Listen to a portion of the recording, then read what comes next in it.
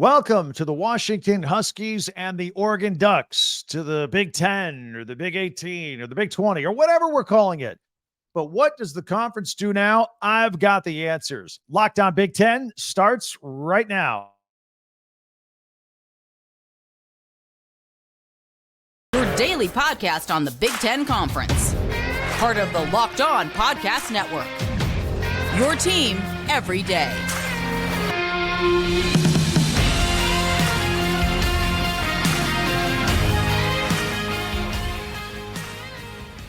Welcome to Locked On Big 10. I'm Craig Sheeman. Thank you for making us your first listen each and every day. We really appreciate it. Of course, we're free and available wherever you get your podcast, plus on YouTube. It's part of the Locked On Podcast Network, your team every day. And today we are brought to you by LinkedIn. These days, every new potential hire can feel like a high-stakes wager for your small business. That's why LinkedIn Jobs helps find the right people for your team faster and for free.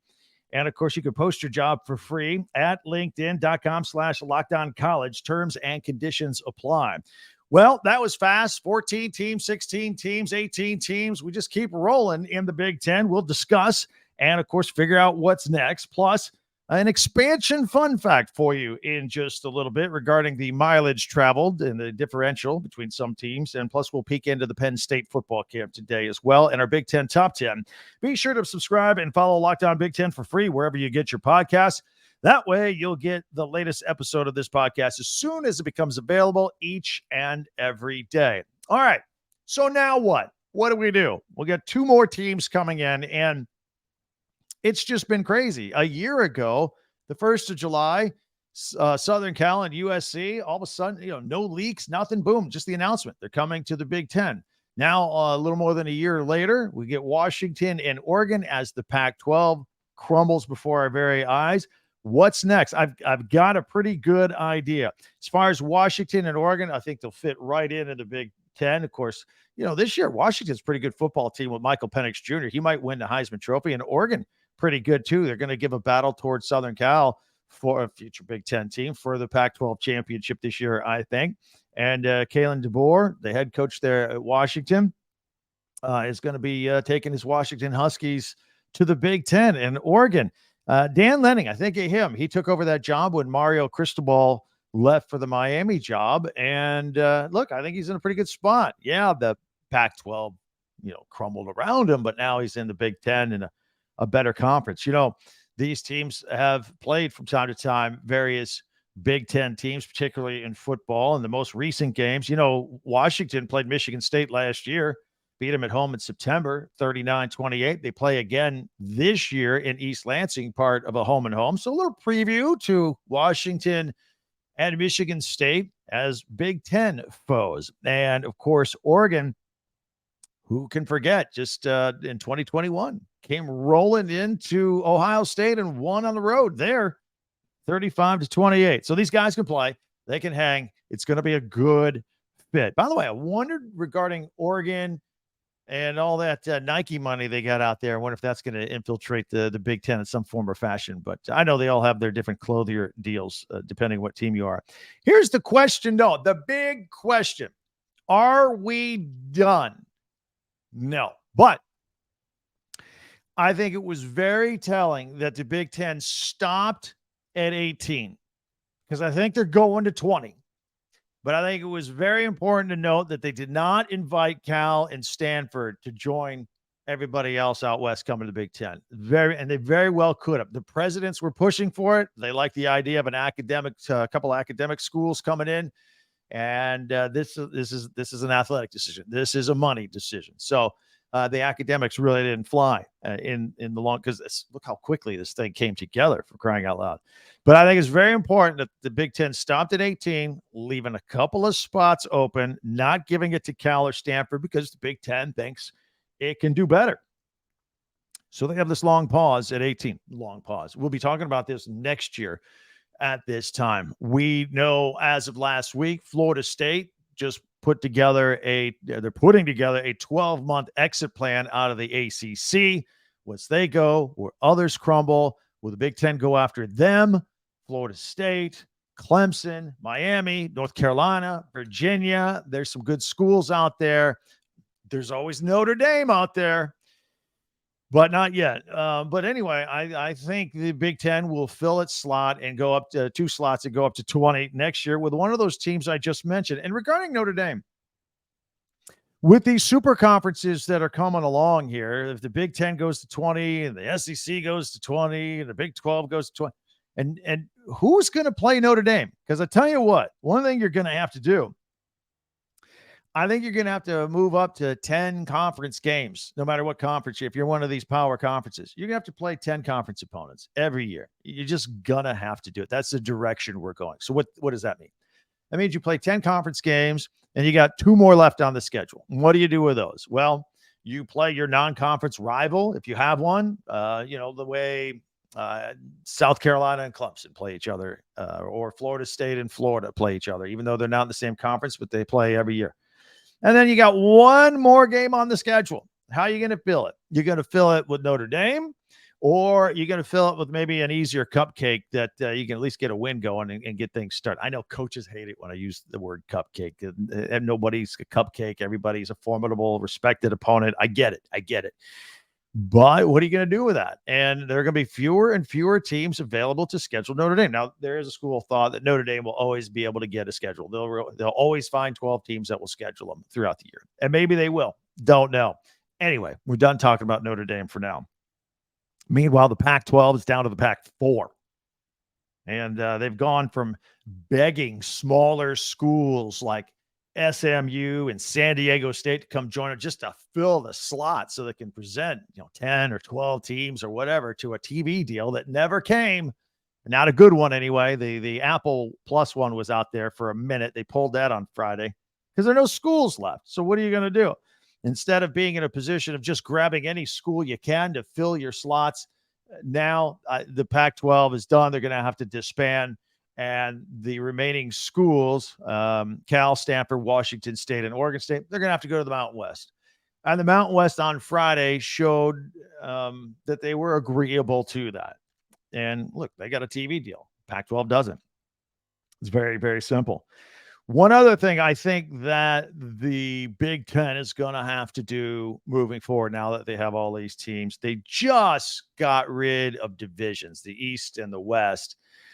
And the reason they did it, as many of you already know, it was unbalanced. Look, it's always Michigan and Ohio State and throwing a Penn State, if you will, beating up on everybody. They're all in the same division out in the East. And, teams like Indiana and Maryland, they gotta fight those 3 teams every year. And it's tough. Meanwhile, you got Indiana's arch rival Purdue over in the West. They don't have to play Michigan or Ohio State or Penn State every year, and they can go up to the top of the board. In fact, they made it to the Big Ten. They were the West Division representatives in the Big Ten championship last year. So, that's the way. Wisconsin, Iowa, they got a much easier path. Look, I don't want to offend anybody, but you got an easier path if you don't have to take on Michigan, Penn State, Ohio State every single year and beat your head up against the wall. So they got rid of those to try and make things more fair moving forward starting next year once they add USC and UCLA. So be it. I think they got to go back now. I think with this many teams, you got to have an East and a West. And I think you just draw a line right down the middle of the country because now the Big Ten is from coast to coast. I think out West, UCLA, USC, Washington, Oregon, Nebraska, Iowa, Minnesota, Wisconsin, they're in the West. In the East, you got Michigan, Michigan State, Ohio State, Penn State, Indiana, Purdue, Rutgers, Maryland. And then that's 8 and 8. You got 2 more teams, Northwestern and Illinois. I think you have to flip a coin. One of you is going to the West and one of you is going to the East. And then we'll figure things out from there. Or maybe you make a preemptive move anticipating bringing in some teams from the eastern portion of the United States next year, whether it be Florida State or Clemson. Anyway, those are my thoughts. And then wouldn't it be cool just to go ahead and play the championship game at the Rose Bowl? We talked about that in a prior podcast, but the Rose Bowl's dying, and with the tradition of Big Ten versus Pac-12, it was gone. And They've been using the Rose Bowl in different ways at the end of the season, college football playoffs, what have you. Yeah, bring it back as a Big Ten championship. I think that would be really cool, playing that in Pasadena each and every year in early December and figuring out who gets the automatic bid to move on to the college football playoffs as they continue to expand. All right, that's a quick look at conference expansion talk for today. We're going to continue this. You know, this is not going away. Next, we're going to look at some of the mileage differences between the schools out west versus the ones in the middle of the country. Some players are going to be severely jet lagged. We'll take a look at that. Plus, Penn State's James Franklin was one of the first ones to check in on all this expansion talk as he held a press conference on Sunday. So we will do all that in the next few minutes right here on Locked On Big Ten. And of course, LinkedIn Jobs is front and center, just like these conferences who are trying to put these teams in and get the strongest team, the strongest conference, if you will. Same thing happens in the office. If you have to hire somebody that's left or a new open job, it's tough. It's stressful. LinkedIn Jobs makes it easy. These days, every new potential hire could feel like a high-stakes wager for your small business. And you want to be 100% certain that you have access to the best qualified candidates available. That's why you have to check out LinkedIn Jobs. LinkedIn Jobs helps find the right people for your team faster and for free. You create the job opening. Here's how you let people know about it. At LinkedIn Jobs, you add the job and the purple hashtag hiring frame to your LinkedIn profile. That spreads the word that you're hiring and what you're looking for. They have simple tools like screening questions that make it easy to focus on candidates with just the right skills and experience so you can quickly prioritize who you'd like to interview and eventually hire. That's why small businesses rate LinkedIn Jobs #1 in delivering quality hires versus leading competitors. And LinkedIn Jobs helps you find the qualified candidates that you want to talk to faster. Post your job for free at linkedin.com/lockedoncollege. That's linkedin.com/lockedoncollege and post your job for free. Terms and conditions apply. All right, so let's look. You picture the map of the United States. Big Ten's got it covered from coast to coast. Just for fun, because we don't have Washington and Oregon's schedules out for 24. The Big Ten's got to redo them. I mean, we know who UCLA and USC are playing. But this is, so we're going to go through this and really show you the difference between the team that has to travel the most and the team that has to travel the least amount. And then we'll hear a little bit from James Franklin and what he said at his press conference about expansion, plus check in on the Penn State Nittany Lions camp going in this weekend, as we will do from day to day now for the next several weeks. But Washington from Rutgers, when they eventually have to go play there, that's a 5,700-mile round trip, okay? Washington to Maryland is 5,800. Oregon to Rutgers, also a 5,800-mile trip, plus a mile or two, some change here and there. Oregon to Maryland, 5,600. Hypothetically, as I just told you, that maybe Florida State is in the Big Ten in the future, hypothetically. So Washington in the upper left-hand corner of the map, Florida State, lower right-hand corner. That's a 5,600-mile round trip. So let's take a look at what we do know. We do know that Southern Cal will be in the Big Ten next year and playing a schedule. It's already out. They will travel the most. 16,000 miles round trip for all their road football games next year. Their longest trip will be to Maryland and back at 4,600 miles. Next on the docket, right behind them, you guessed it, UCLA, 15,400. Their longest trip is Rutgers at 4,800 miles. Now, let's go to some schools in the middle of the country. We just told you, USC and UCLA, 16,000 miles of traveling. Nebraska, total, all road games for the entire season, 7,000 miles. Big drop from 16,000. They go 7,000 miles for the entire season. Their longest one will be the round trip to UCLA for 2,500 miles. Iowa travels 6,700 miles total. Longest trip, USC, 3,000 miles. That's the round trip. Ohio State, 6,500 miles all season long for their road games. Their longest trip, most of that will be the UCLA game, 3,900-mile round trip. Northwestern, 6,500 miles total for the whole season. Their longest trip will be the 3,500 miles they do to UCLA and back. Wisconsin, 6,400 miles. Longest trip, half of that, USC, 3,300 miles. The Minnesota Golden Gophers, 6,200 miles total round trip travel for all the road games in 2024.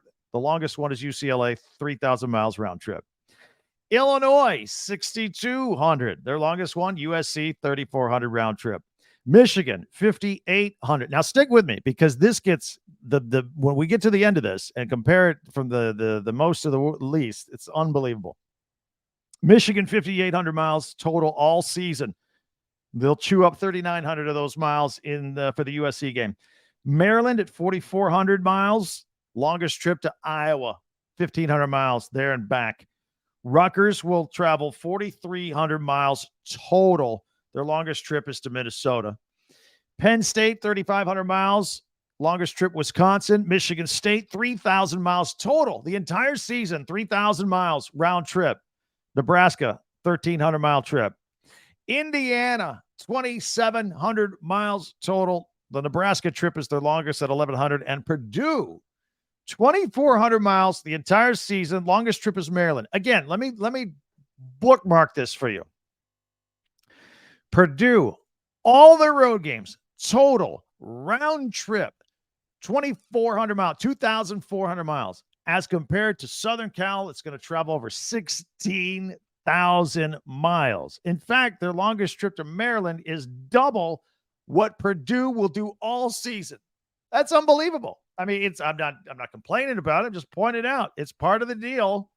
And that's what these teams are, and all the teams, not just football, obviously basketball, Olympic sports, the whole thing. That's what they're going to have to deal with. They're going to have a travel budget, but they're making the money with all the TV deals that they have there in the Big Ten. All right, let's take a quick peek at the Penn State Nittany Lions football camp, and as they're getting ready for a season with high expectations. For those of you listening on audio only, I'm throwing up a picture here of James Franklin in a good mood at a press conference. He talked about Oregon and Washington joining the league. He was asked about it, obviously. He says, look, it's not shocking. We kind of all saw it coming, but he said it's sad. And he says things used to be so regional, and now they're not. It's the whole country. And I saw that Nick Saban also said the same thing. Used the same word, sad. It doesn't like how the traditions are breaking down in college football. So it's sad. Look, it's here. There's no need to be sad about it. It's just something we're going to have to deal with, and it's just the way it is in the new landscape of college football. James Franklin also talked about how he visited the New England Patriots during OTAs a few weeks back, brought some members of his staff with him to kind of pick the brains of Bill Belichick and company a little bit, and ran some of their drills in practice this week, like the offside. You get offsides, you're going to stop. You're going to run around a lap around the entire football stadium every single time. You're going to miss your reps. The guy behind you and the depth chart's going to get your reps for you. And doing that in the heat, that's not fun for defensive linemen, I'll tell you that. So they did that. James Franklin says that they are deeper than he can ever remember. In fact, he thinks they're like 3 deep in any position, just about. He says he's never been this deep before. And then he backtracked a little bit because, well, we're at least 2.5 deep. And how he explained that is, for example, if you have, 2 defensive ends, first string and second string, that's 4 guys. He's got a 5th guy that can play either on the right side or the left side. So that's how he says we're 2.5 deep. Got 5 guys at any, that position we can win with. He's pretty confident with that. And he says we're bigger, faster, and deeper than we've ever been. And this is a team that last year lost 2 games, Michigan and Ohio State. If they're bigger, faster, deeper than they've ever been, I'm telling you, they think they can make a run and go after Michigan and Ohio State this year. One other quick note I wanted to drop in on you out of the Nebraska camp. Defensive back Miles Farmer has entered the transfer portal all of a sudden. It was 2 days after Matt Rule announced his suspension. He was the second leading tackler on the team. Well, I want to thank you. A little fun note here. I want to thank you for making Big Ten, Lockdown Big Ten, your first listen each and every day. I've been pushing hard, asking you guys to help us out with subscriptions. and it doesn't cost anything for you, and it helps us get up in your cycle that you can watch us each and every day and kind of help us cut through the noise a little bit out there. And when I inherited this channel, started and took it over in late June, we had a little over 1,000 subscribers, maybe 1,200. We're over 2,100 now. We put a big push on it. You guys came through big time. I can't thank you enough for doing that. Welcoming you to our little club here to talk about Big Ten all the time. I really appreciate that. And if you haven't subscribed yet, certainly inviting you to do so. We're going to continue tomorrow in our next podcast, still checking in on the training camps around the Big Ten. And there's going to be more expansion talk. Everybody's talking about it's the talk of the country right now. So in the meantime, be sure to subscribe and on YouTube and share and follow, Locked On Big Ten, wherever you follow us. Coming up, our weekly feature. We like to do this on Mondays, our Big Ten Top 10. All that coming up right here on Locked On Big Ten.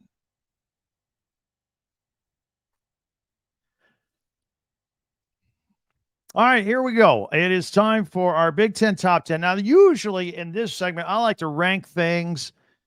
It could be anything, really. But once the season starts, we're going to come out every Monday after the games are played, and we're going to rank the teams. It's like our own Lockdown Big Ten power rankings, depending on how the teams did. It might be a little different than the national polls or the standings. We'll try to put some thought into this and have some fun with it. Now, I'm going to do something a little different today. And for those listening on audio only, I'm going to put this up on the screen and I'll describe it for you. But you've all heard of Barstool. Barstool over the weekend put out its preseason Big Ten power rankings, and I don't agree with them. So we'll see what you think. By the way, always feel free to hit me up on Twitter at Talk Big Ten or the comment section on YouTube. All right, I'm going to put them up on the screen here. And no big surprise at the top. Well, unless you're a Buckeye fan. They've got Michigan, number 1, Ohio State, number 2. I've seen a lot of these kind of polls, and they're flipped. I probably have seen a few more with Ohio State above Michigan than the other way around. 2 question marks for these 2 teams up at the top. Jim Harbaugh obviously is going to miss the first 4 games of the season, we think. Hasn't been official yet with the suspensions, although 4 very beatable teams to start the season. The Buckeyes' Ryan Day is sticking to his word, insisting that we have a quarterback battle. This is not Kyle McCord's job to be given. He has to earn it, going against Devin Brown. You're hearing a lot of good things about Devin Brown during camp. Maybe this really is a true quarterback battle. They got the Penn State Nittany Lions at number 3. I've made a strong argument all offseason here, all summer, that Penn State is right there with Michigan and Ohio State. James Franklin, I just told you, thinks this is the deepest team he's ever had. Where I would vary a little bit, or at least put a question mark, they've got the Wisconsin Badgers at number 4. And look, they might be. I'm not raining on the Badgers at all. But, I mean, Luke Fickell just got to town. We don't know what Tanner Mordecai is going to do at quarterback, the guy out of SMU. Now, he played well at SMU, 33 touchdowns last year, but that's going to take a minute. And would I have the Wisconsin Badgers at number 4? They might be, but they maybe a couple lower. The Michigan State Spartans, Mel Tucker, at number 5 on this list. He said he reinvested in the front 7. They've got a new quarterback at Noah Kim that I'm actually pretty excited to watch. Could go very well, but I don't know. I don't know if they've earned that spot to move up to number 5 in the Big Ten just yet after a disappointing year last year. Maybe.